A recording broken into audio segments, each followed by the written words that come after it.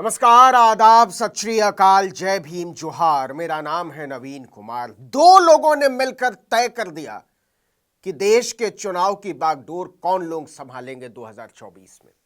एक खुद प्रधानमंत्री नरेंद्र मोदी और दूसरे गृह मंत्री अमित शाह। अगर लोकसभा में नेता प्रतिपक्ष अधीर रंजन चौधरी के आरोप सही हैं, तो फिर क्या यह कहना बहुत बड़ी बात होगी कि नरेंद्र मोदी ने चुनाव आयोग को मजाक बना दिया है। आपको बता दें कि प्रधानमंत्री की अध्यक्षता वाले सिलेक्शन पैनल की 13 मार्च को बैठक हुई। इसके बाद नेता विपक्ष अधीर रंजन चौधरी ने मीडिया को बताया कि पूर्व आईएएस अफसर ज्ञानेश कुमार और सुखबीर संधू के नाम पर मुहर लगा दी गई है। ज्ञानेश कुमार अमित शाह के दोनों मंत्रालयों के पुराने सेक्रेटरी रहे हैं, गृह मंत्रालय के भी और सहकारिता मंत्रालय के भी। इसी तरह सुखबीर संधू भाजपा की सरकारों के दुलारे अफसर रहे हैं। लेकिन इसके साथ अधीर रंजन चौधरी ने जो बताया वो बहुत हैरान करने वाला था। उन्होंने कहा कि मीटिंग शुरू होने से केवल 10 मिनट पहले 6 नामों की सूची उन्हें सौंपी गई कि देख लीजिए, इन्हीं में से चुनना है। सुखबीर सिंह संधू, ज्ञानेश कुमार, उत्पल कुमार सिंह, प्रदीप कुमार त्रिपाठी, इंदिवर पांडे और गंगाधर राहत। अधीर रंजन ने कहा कि इनकी ईमानदारी और तजुर्बा जांचना मेरे लिए इतने कम समय में असंभव है। इतना ही नहीं, उन्होंने कहा कि कल रात यानी 12 मार्च की रात जब मैं दिल्ली आया तब मुझे 212 लोगों की लिस्ट सौंपी गई थी। इतने कम समय में इन सभी की साधारण प्रोफाइल भी नहीं देखी जा सकती थी। उनकी काबिलियत की परख तो बहुत दूर की बात है। मुझे जो सूची दिए गए थे वो मान लीजिए कुल मिलाकर 212 जन की 212। तो मान लीजिए कल रात में मैं आए हैं दिल्ली, 12 बजे पहुंचे और सुबह 12 बजे हमें पीएम साहब की दफ्तर में चयन करने के लिए जाना पड़े और इसी बीच रातों रात 212 व्यक्तियों को उनके बारे में मुझे कैसे बारीकी से जानकारी मिले और कैसे मैं अपना बुद्धि को इस्तेमाल करेंगे। आपको पता ही है कि नियम के मुताबिक चुनाव आयोग में एक मुख्य चुनाव आयुक्त के अलावा 2 चुनाव आयुक्त होते हैं, कुल 3 सदस्य। इनमें से एक चुनाव आयुक्त अनूप चंद्र पांडे फरवरी में रिटायर हो गए थे। दूसरे अरुण गोयल ने 8 मार्च की सुबह अचानक इस्तीफा दे दिया, वो भी तब जब वो मुख्य चुनाव आयुक्त बनने वाले थे। मौजूदा chief election commissioner Rajiv Kumar फरवरी 2025 में रिटायर होने वाले। गोयल ने 21 नवंबर 2022 को चुनाव आयुक्त का पद संभाला था और उनका कार्यकाल 5 दिसंबर 2027 तक था।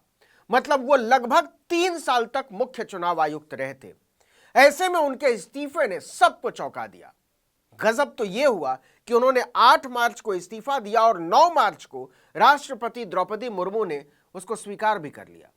इस इस्तीफे को लेकर बहुत सारी कहानियां राजनीति के बाजार में घूम रही है। लेकिन सोचिए कि 3 सदस्यों वाले चुनाव आयोग में सीईसी राजीव कुमार ही अकेले बचे थे, 2 सीटें खाली।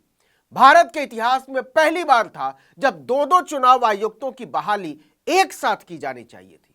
यह बहुत गंभीर मामला था। लेकिन अधीर रंजन चौधरी ने कहा कि सरकार ने इतनी बड़ी नियुक्ति को खेल बना दिया। एक लाइटनिंग स्पीड में वो आए और डिजिटल स्पीड में वो चले गए और बीच में हम इधर जाए ना उधर जाए, रिक्त पद लेकर हमें दिक्कत बढ़ गए और दिक्कत से निपटने के लिए आज हमें जरूरी था कि 2 इलेक्शन कमिश्नर के चयन हुआ।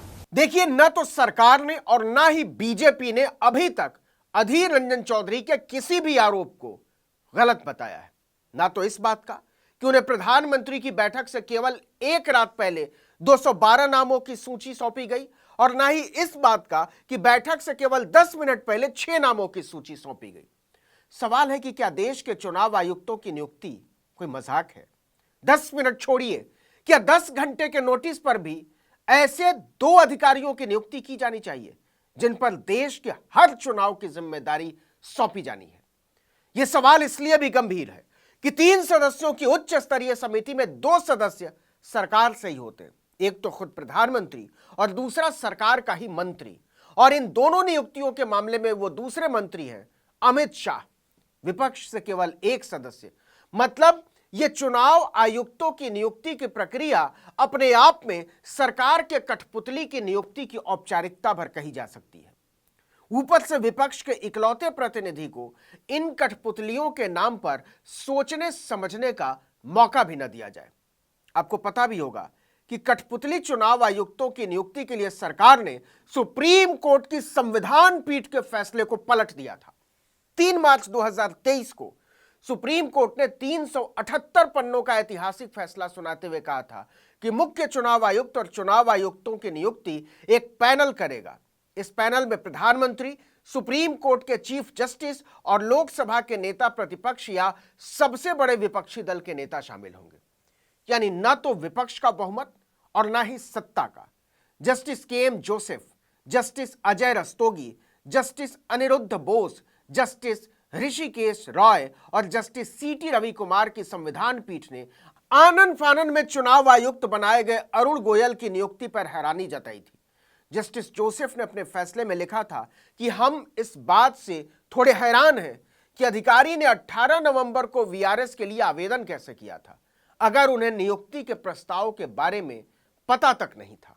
आपको बता दें कि 2015 में सुप्रीम कोर्ट में एक जनहित याचिका दाखिल की गई थी, जिसमें कहा गया था कि चुनाव आयुक्तों और मुख्य चुनाव आयुक्त की नियुक्ति का अधिकार अभी केंद्र के पास है, जो संविधान के अनुच्छेद 14 और अनुच्छेद 324(2) का उल्लंघन करता है। ऐसी ही एक और याचिका में चुनाव आयुक्तों और मुख्य चुनाव आयुक्त की नियुक्ति के लिए एक स्वतंत्र पैनल बनाने की मांग की गई थी। सुप्रीम कोर्ट ने 23 अक्टूबर 2018 को इस बारे में दाखिल सभी याचिकाओं को जोड़कर मामला संविधान पीठ के पास भेज दिया था। इसके बाद फैसला आया था 378 पन्नों का कि चुनाव आयुक्तों की नियुक्ति प्रधानमंत्री, चीफ जस्टिस और नेता प्रतिपक्ष का पैनल करेगा। इस फैसले के आते ही मोदी के पैरों तले की जमीन खिसक गई थी। सुप्रीम कोर्ट की संविधान पीठ के फैसले को पलटने के लिए सरकार आनन फानन में एक नया विधेयक लेकर आ जाती है। इसके तहत सुप्रीम कोर्ट के चीफ जस्टिस को चुनाव आयुक्तों की नियुक्ति प्रक्रिया से बाहर कर दिया गया और प्रधानमंत्री और सरकार के एक मंत्री को पूरा अधिकार दे दिया गया, क्योंकि इसके बाद नेता प्रतिपक्ष का कोई मतलब बचा ही नहीं था।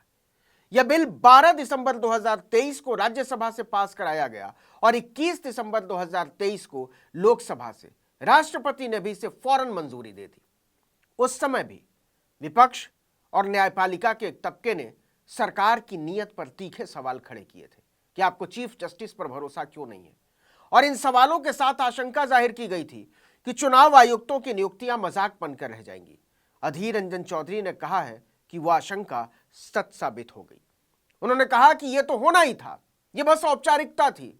इस कमेटी में चीफ जस्टिस ऑफ इंडिया को रखा जाना चाहिए था। अगर सीजेआई होते तो बात कुछ अलग होती।